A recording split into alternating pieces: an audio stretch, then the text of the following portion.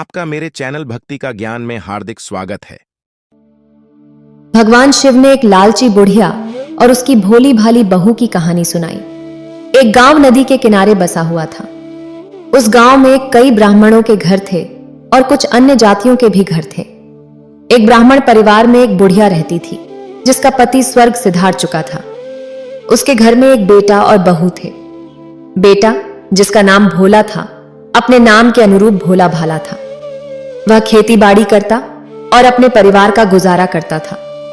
घर में बुढ़िया का नाम शांति था, लेकिन वह अपने नाम के विपरीत बहुत कलहकारी थी। दोस्तों, कहा जाता है कोई भी कथा कहानी को आधा अधूरा नहीं सुनना चाहिए। तो आप लोगों से आग्रह है कि वीडियो को अंत तक देखें, पाप के भागी ना बने। वह अपनी बहू को सुख का एक टुकड़ा भी नहीं खाने देती थी और हमेशा उस पर अत्याचार करती रहती थी। भोला सुबह खेत पर जाता और शाम को घर लौटता था। उसकी पत्नी, जो धार्मिक और सीधी सादी थी, पूजा पाठ में लगी रहती थी। लेकिन शांति को अपनी बहू फूटी आंख नहीं सुहाती थी। वह अपनी बहू को पूरे दिन काम में लगाए रखती थी और जब दोपहर का समय होता तो बहू से खाना बनवाकर खुद ही भोला के लिए खेत पर खाना लेकर जाती और अपने बेटे के लिए अच्छा खाना ले जाती। आप भी अच्छा खाना पेट भरकर खाती थीं, लेकिन बहू को सूखी रोटियां देती थीं। बेचारी बहू इतनी सीधी सादी थी कि अपनी सास को कोई जवाब नहीं देती थी और न ही अपने पति को कुछ बताती थी। इन सब बातों से अनजान भोला अपने खेती बाड़ी में मस्त रहता था। वह अपने खेतों में काम करता, शाम को थका हारा आता और सो जाता, फिर सुबह अपने खेतों पर चला जाता। यही उसकी दिनचर्या थी।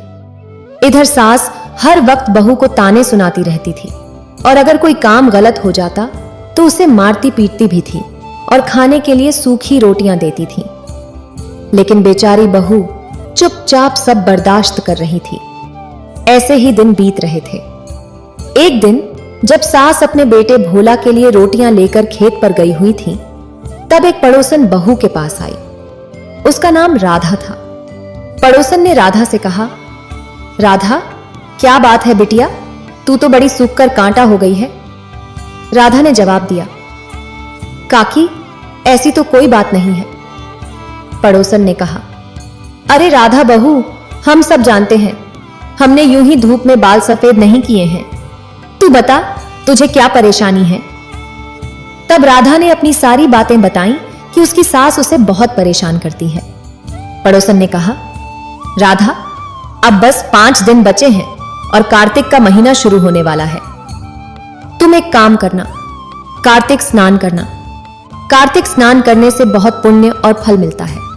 इससे घर में जो भी कलह होती है वह दूर हो जाती है और सुख शांति आती है।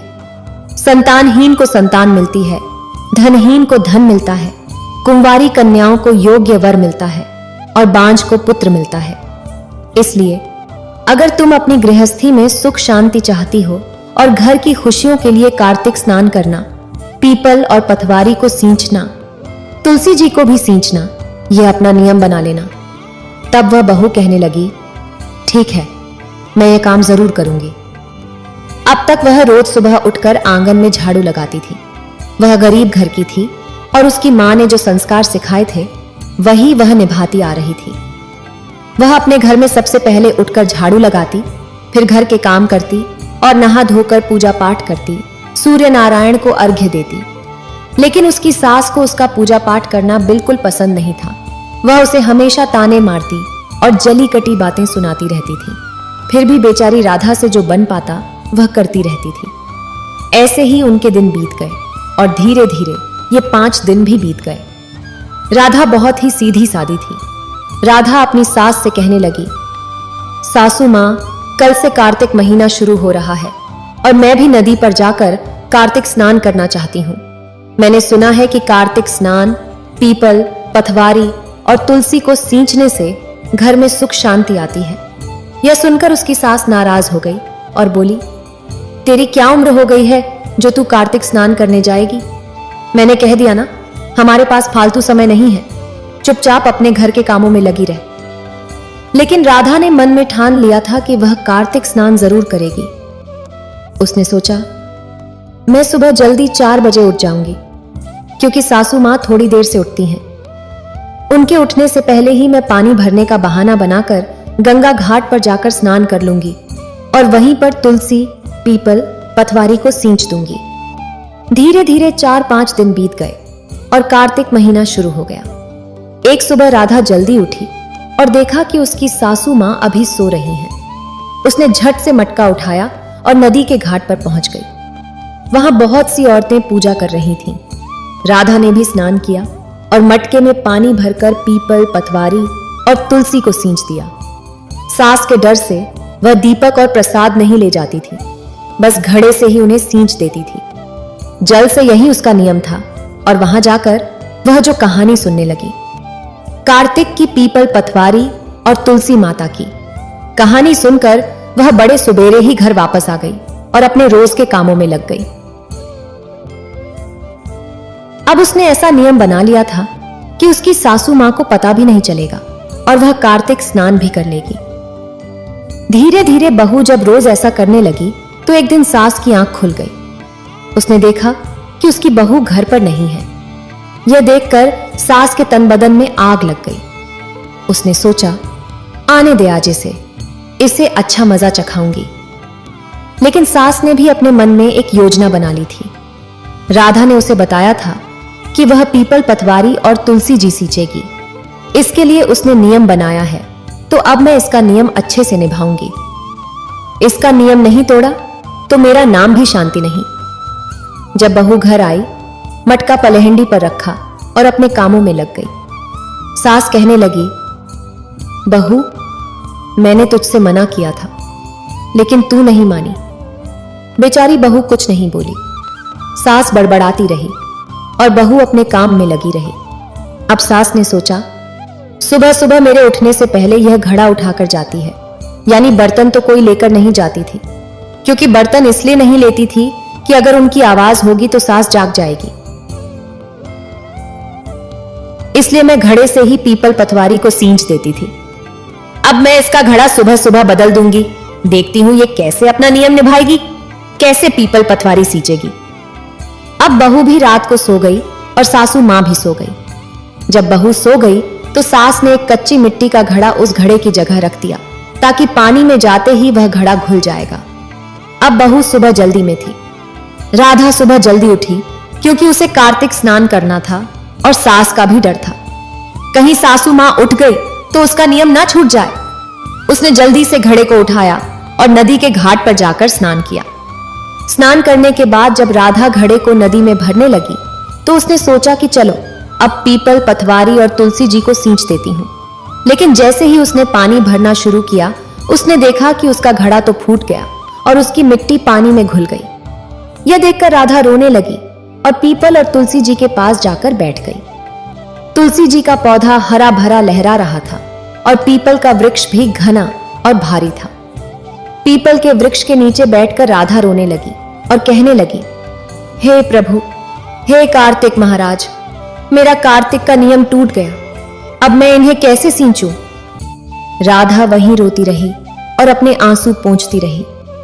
तभी तुलसी जी और पीपल से आवाज आई, बेटी, तू रोती क्यों है? राधा ने कहा, मेरा कार्तिक स्नान का नियम टूट गया है। मैंने नियम लिया था कि पूरे कार्तिक महीने में पीपल, पथवारी और तुलसी जी को सींचूंगी, लेकिन आज मेरा मटका फूट गया और पानी में घुल गया। अब मैं कैसे पानी से इन्हें सींचूं? पीपल से आवाज आई, बिटिया, तेरा कोई नियम नहीं टूटा है। उठो और घर जाओ। आज तो तुमने अपने आंसुओं से पीपल और तुलसी जी को सींच दिया है। तुम्हारा नियम नहीं टूटा है। राधा मासूमियत से बोली, घर जाऊंगी तो सास मारेगी, क्योंकि आज मेरा मटका फूट गया है। अब मैं खाली हाथ घर कैसे जाऊंगी? यह सुनकर पीपल और तुलसी जी ने राधा को एक सोने का मटका दे दिया।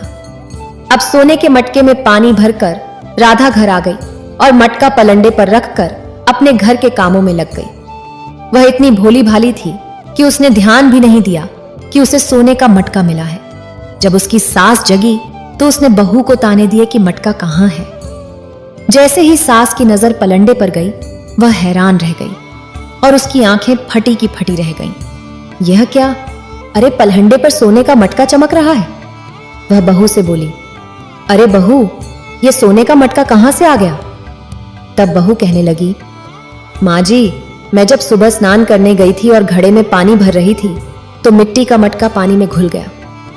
मैं पीपल और तुलसी जी के पास जाकर रोने लगी। मेरी आंखों से आंसू बहने लगे और रोती रही तो पीपल और तुलसी जी से आवाज आई, बेटी, तुम क्यों रो रही हो? मैंने उन्हें बताया कि मेरा मटका फूट गया है और मेरा नियम टूट गया है। तब उन्होंने कहा, राधा बिटिया, तुम्हारा कोई नियम नहीं टूटा है क्योंकि तुमने हमें अपने आंसुओं से सींच दिया है। फिर मैंने उनसे कहा, अब मैं घर कैसे जाऊंगी? बिना मटके के घर जाऊंगी तो मेरी सास मुझसे लड़ेगी। तब पीपल और तुलसी जी ने मुझे सोने का मटका दिया। मैंने उसमें जल भरकर घर ले आई। अब मैं इसी से जल भरकर लाऊंगी और पीपल, पथवारी और तुलसी जी को सींचूंगी। सास यह देखकर बहुत खुश हुई। वह कहने लगी, बहू, सोने का मटका लेकर पानी भरने मत जाओ। अगर सोने का मटका लेकर जाएगी तो गांव के लोग तुझसे इसे छीन लेंगे। बहुत ही महंगा मटका है। तू एक काम करना, कल को फिर से मैं तुझे कच्चा मटका दूंगी और जब तू पानी भरेगी तो वह भी नदी में घुल जाएगा। फिर से जाकर पीपल और तुलसी जी के पास बैठकर रोना, वे तुझे फिर से मटका देंगे। सास तो लालची थी और उसका लालच बढ़ गया। भोली भाली बहू बोली, ठीक है माँ जी। अगले दिन सुबह 4 बजे बहू फिर से कार्तिक स्नान के लिए घाट पर कच्चा मटका लेकर गई। वह अपनी सास की चालाकियों से अनभिज्ञ थी। उसने स्नान किया, प्रभु भजन किया और फिर कच्चे मटके में जल भरकर पीपल और तुलसी जी को सींचने लगी। कच्ची मिट्टी का मटका फूट गया और पानी में बह गया। वह फिर से रोने लगी और पीपल और तुलसी जी के पास जाकर बैठ गई और जोर जोर से रोने लगी। फिर से पीपल और तुलसी जी से आवाज आई, अरे बेटी, तू क्यों रो रही है? राधा ने वही बात दोहरा दी, मेरा मटका फूट गया है और मेरा नियम टूट गया है। अब मैं तुलसी और पीपल को कैसे सींचूंगी?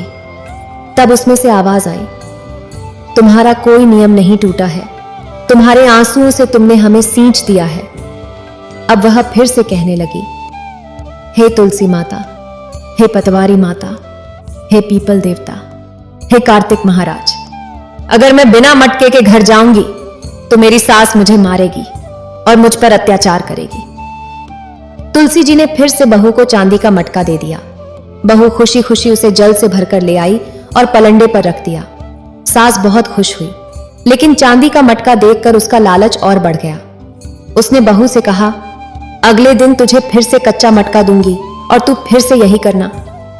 बहू भोली थी, उसने कहा, चांदी और सोने का मटका लेकर पानी भरने मत जाना, गांव के लोग छीन लेंगे। सास ने राधा को फिर से कच्चा मटका दिया। अगले दिन राधा स्नान करने गई और कच्चा मटका फिर से पानी में बह गया। वह जोर जोर से रोने लगी। तब पीपल, पतवारी और तुलसी जी में से आवाज आई, राधा, क्यों रो रही हो? राधा ने कहा, मेरा नियम टूट गया है क्योंकि सास ने कहा था कि रोज रोज ऐसा करने से हमें सोना चांदी मिलेगा और हम अमीर हो जाएंगे। सास का लालच दिन प्रतिदिन बढ़ता जा रहा था। राधा ने सारी बात पीपल, पतवारी और तुलसी जी को बता दी। पीपल ने कहा, राधा, तुम्हारी सास का लालच बढ़ता जा रहा है। आज हम तुम्हें मिट्टी का मटका देते हैं, तुम इसे पानी भरकर ले जाओ। राधा ने स्नान किया। कार्तिक स्नान के बाद कथा कहानी कही। पीपल, पतवारी और तुलसी माता की कहानी सुनकर मिट्टी का मटका भरकर घर आ गई। सास घर पर इंतजार कर रही थी, सोच रही थी कि आज बहू कौन सी धातु का मटका लाएगी। उसका लालच बढ़ता जा रहा था। जब बहू मिट्टी का मटका लेकर घर पहुंची तो उसने देखा कि उसकी सास इंतजार कर रही है। बहू ने मटका पलंडे पर रख दिया तो सास ने उसे देखकर गुस्से में आकर बहू को बुरा भला कहना शुरू कर दिया। सास ने कहा, क्या तेरे कार्तिक भगवान के पास बस 2 ही मटके थे? सोने और चांदी का इतना धन था, उन्हीं के लिए तू सुबह उठकर नहाती है और हमसे झूठ बोलती है। सास ने बहू को मारना शुरू कर दिया। जब सास ने कोठड़ी में जाकर देखा तो सोने और चांदी के मटके भी मिट्टी के बन गए थे। यह देखकर सास ने अपना आपा खो दिया और बहू को मारने लगी। बहू, जो नियम कर्म की सच्ची थी, अपने मन में पीपल, पथवारी और कार्तिक देवता को पुकारने लगी, हे विष्णु भगवान, हे माता लक्ष्मी, हे पीपल देवता, क्या मेरी किस्मत में यही दुख लिखे हैं? उस दिन पूर्णिमा का आखिरी दिन था और कार्तिक स्नान का महीना पूरा होने वाला था। बहू का भी आखिरी दिन था स्नान करने का। जब सास का अत्याचार बढ़ता गया, बहू रोती रही और प्रभु को पुकारती रही, हे कार्तिक देवता, मैंने तो स्नान किया था कि मेरे घर में सुख शांति आ जाए, लेकिन मेरी सास और भी रणचंडी बन गई है और मुझे बहुत मार रही है। भगवान ने अपने भक्त की विनती सुनी और तुरंत ही कार्तिक देवता प्रकट हो गए। उन्होंने सास से कहा, हे बुढ़िया माई, तू अपनी बहू को इतना कष्ट क्यों देती है? तू उसे सूखी रोटी देती है और खुद देसी घी का हलवा और लड्डू खाती है। तेरा बेटा तुझ पर आंख मूंद कर विश्वास करता है और कभी अपनी पत्नी के बारे में कुछ नहीं कहता। तू उसकी पत्नी पर इतना अत्याचार करती है और तेरा लालच दिन पर दिन बढ़ रहा है, इसलिए तेरे लालच के कारण ही तेरे मटके मिट्टी के हो गए हैं। भगवान ने सास को सही दिशा दिखाई तो उसकी बुद्धि बदली। उसे अपने किए पर पछतावा होने लगा। वह कार्तिक देवता के कदमों में लेट गई और माफी मांगने लगी। हे कार्तिक भगवान, मुझे माफ कर दो, मुझसे बहुत बड़ी गलती हो गई। मैं लालच में अंधी हो गई थी और अपनी बहू को अपनी बेटी के बराबर नहीं समझती थी। मुझे लगता था कि वह दूसरे घर से आई है, इसलिए मेरा उससे कभी मन नहीं मिला। जब वह भगवान से माफी मांगने लगी तो भगवान ने भी बुढ़िया को माफ कर दिया और प्रसन्न हो गए। अब बुढ़िया कहती हैं, हे कार्तिक भगवान, अब मैं भी कार्तिक स्नान करूंगी। मुझे सोने चांदी के मटके नहीं चाहिए। मैं अपनी बहू के साथ प्रेम से रहूंगी और कार्तिक स्नान करूंगी। भगवान ने उन्हें आशीर्वाद देकर अंतर ध्यान हो गए और मिट्टी के मटके सोने के हो गए। सास की खुशी का कोई ठिकाना नहीं था। अगले साल फिर कार्तिक का महीना आया। सास अपनी बहू के साथ कार्तिक स्नान करती, पीपल और तुलसी माता की पूजा करती और कार्तिक स्नान की कहानी सुनती। दोनों के बीच प्रेम बढ़ गया और उनके घर में लक्ष्मी माता का वास हो गया। घर में सुख शांति आ गई और क्लेश दूर हो गया।